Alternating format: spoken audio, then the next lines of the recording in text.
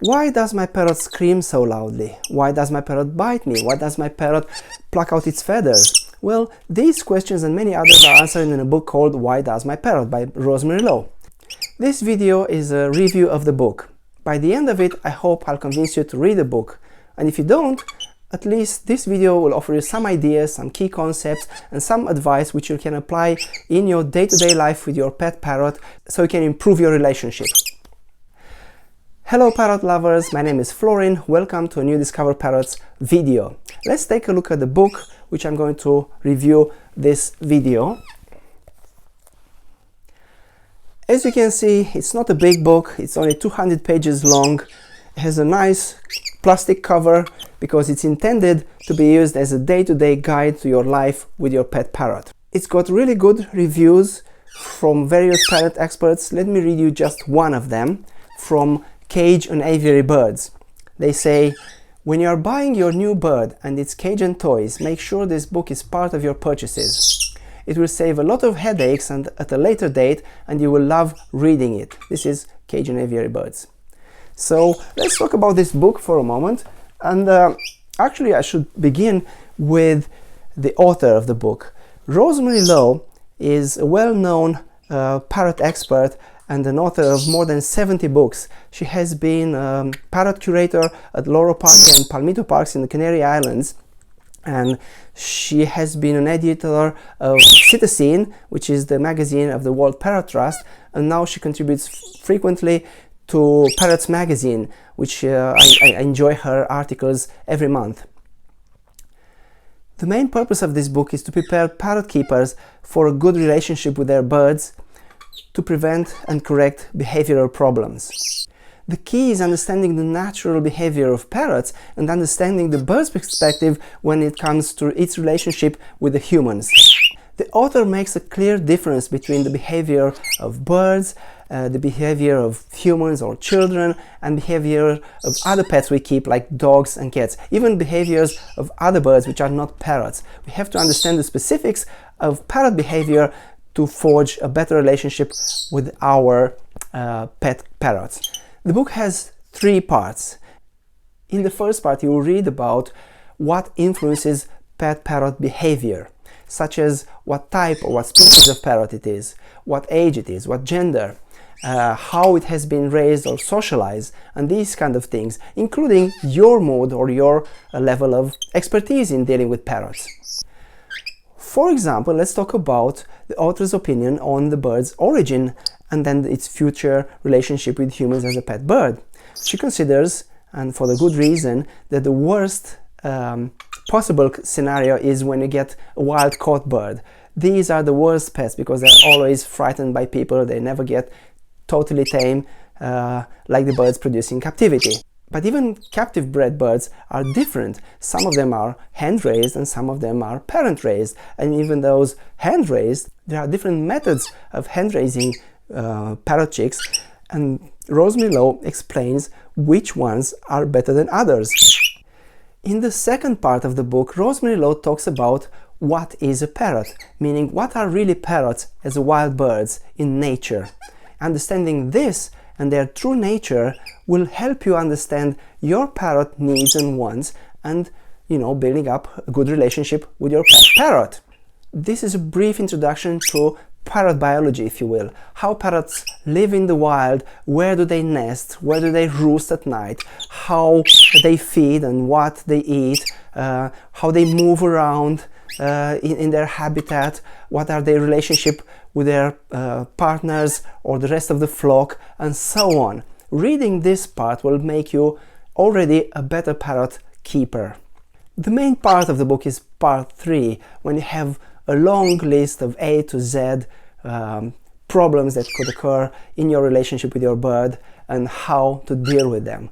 Typically, Rosemary Low explains what the problem is, then explains the causes of the problem, and then gives you ways of dealing with it or rectifying or solving the problems or reducing the ill effects of such bad behaviors.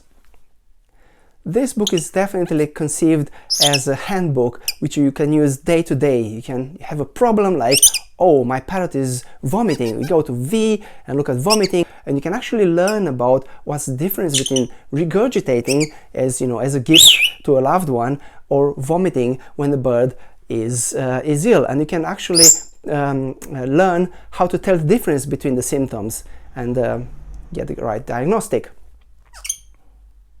For every problem she talks about in the book, Rosemary Low gives examples, either from her own experience with her pet parrots or breeder parrots, or from questions she receives as a parrot expert. So you have the question, and then you have the answer on the same page, and then she explains this all through the science she reveals before. Let's take a look at an example from the book. So if you look in the book and search for biting, let's say biting, page 84, 3.5 pages, you get a discussion about biting in pet parrots. Biting is common, of course, you probably know this if you keep a parrot, but there are two things you have to consider. There are two types of biting and two situations.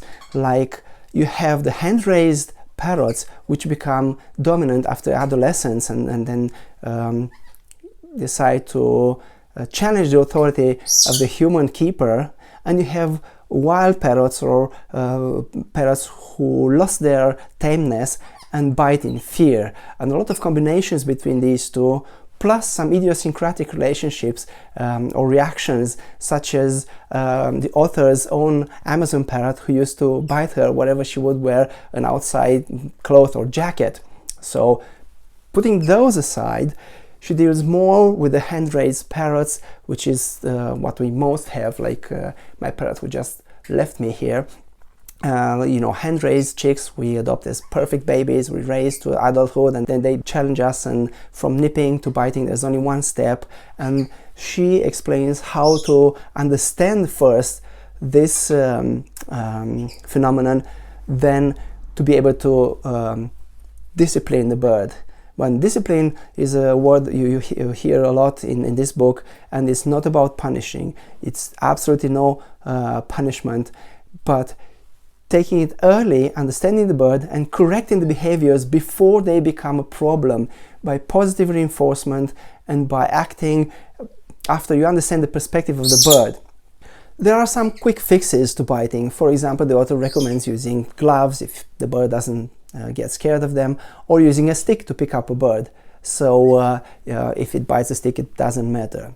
But she is an advocate of training the bird to step up or do different other things, creates a relationship, a working relationship with a human, and this in time reduces the chances of getting bitten by your bird. A very important thing the author stresses here is to not destroy the bird's confidence, to not punish the bird, and not to wing clip, which I know many parrot owners do to their birds. They wing clip, you know, for safety reasons. But in this author's opinion, she thinks wing clipping doesn't help reducing biting problems because it increases the insecurity of the bird. So that's her professional opinion on this. So I was saying that you have these two types of biting parrots, the hand-raised ones, which become dominant, or the wild ones, or untamed ones, which bite out of fear. In this chapter, Rosemary Low gives an example of a green chick conure who started biting even though it was a hand-raised bird. The question she received from the bird's keeper was, why does this bird bite me when I raised it as a tame bird? The answer is, check for the bird's relationship with other people in the house. This is a young bird, a 15-month-old green chick conure, and it may have started biting because it's been asserting its dominance, you know, like an adolescent bird. And possibly some members of the family reacted badly to this, maybe hit the bird or scared the bird, and now the bird has a new reason to bite out of fear. So this is the advice that Rosemary Low gives to people, to check out the relationships of your bird to other people around you, and of course with yourself, but check things you may not have seen, which can explain the sudden change in behavior in your birds.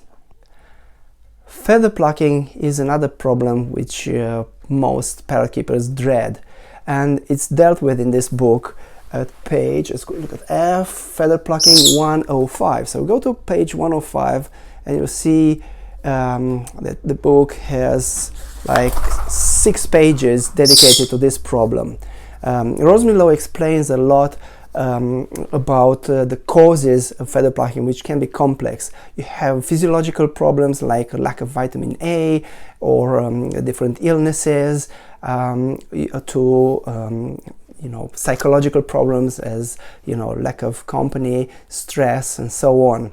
So she discusses extensively all of these potential causes of feather plucking, and you will be able to identify and detect the possible cause of your parrot's plucking its feathers by reading these things. After identifying the causes of feather plucking, you go to stopping the phenomenon, and this is not so easy.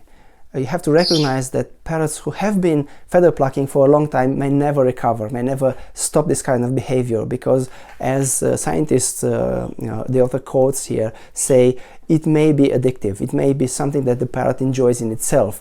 So you have one of those birds which for years have been plucking and plucking again. This may never resolve. However, I've seen an example at least of a Senegal parrot which has stopped plucking, and it's grown new feathers, given a new environment, a lot of love and caring, a lot of enrichment.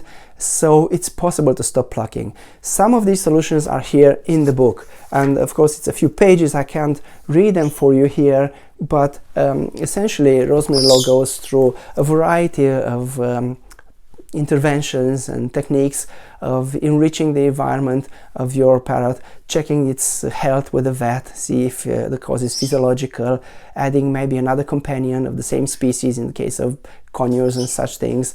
You have to consider this even before you buy the bird, because some species are more prone to feather plucking, such as African grey parrots, cockatoos, or eclectus parrots. But solutions exist, and this book will deal with at least some of them. The last example is screaming. Why does my parrot scream so loudly? So for this we have to go to letter S, which is page 142, and here the first subject, screaming, and again a few pages of descriptions of causes of screaming, different types of screaming parrots, and then the solutions. As with previous chapters, this chapter has a lot of examples, real-life examples of parrots who were screaming and how the author dealt with these problems. You have questions from parrot keepers and how Rosemary Low answered those questions. She also makes you aware of different types of screaming, like screaming for seeking attention. So this is kind of when the parrot is left alone and maybe a bit neglected or bored, lacking human or parrot companionship. This is a type of screaming. Then there's another type of screaming, which is just noisy environment. The bird learns how to scream louder because the environment is louder. There's a lot of TV and music and people screaming, and so the bird is screaming. Now the solution is of course different from the previous one. You have to always be careful, of course, she stresses here, that you don't reward this bad behavior. Don't react immediately to screaming. There's another type of screaming when the bird is in fear or is stressed. Continuous stress can cause a parrot to scream in alarm. So it's really important to intervene, to find the cause of the stress. Maybe there's something new in its environment, maybe something changed. Maybe it's just a thing, an object you moved in the house, or you moved the cage of the bird, or a new person is in the house and the bird is scared for some reason. So you have to identify the cause of this and deal with it. So a lot of good advice for each of these problems, and there's lots of them dealt with in this little book, which I recommend to anyone who's thinking of adopting a parrot, or who already has a parrot and wants to improve their relationship with a bird. It's an easy to read book, although it's based both on science, because the author often quotes science studies or quotes authors from other books, but also on her long-term relationship with parrots and huge experience as a pet parrot keeper, trainer and parrot breeder. So you can feel this book is based on solid knowledge, and yet the language is really accessible. So it's really easy to read this, especially because it's broken into chunks. It's not a treatise of parrot behavior. It's just punctual problems addressed individually, chapter by chapter. So I highly recommend this. If you haven't read it, maybe go to the library and borrow the book or buy the book. Actually, let me tell you where to buy the book. Please find in the description, take a look at the link below. Rosemary Low sells her books on her website, so you can buy your book straight from the website, or access the other link in the description below, which is Bookfinder. And on Bookfinder you'll find the book you want by entering the title or the author, and it will return results relevant for your region. For example, I got Amazon.co.uk because I live in England. You may get Amazon.ca if you live in Canada, and so on. So you can buy the book maybe at lower prices on the internet. So I hope you enjoyed this book review. Too bad Coco, my bird, left me, but he says goodbye. I'm saying goodbye to you, and I'll see you at my next video.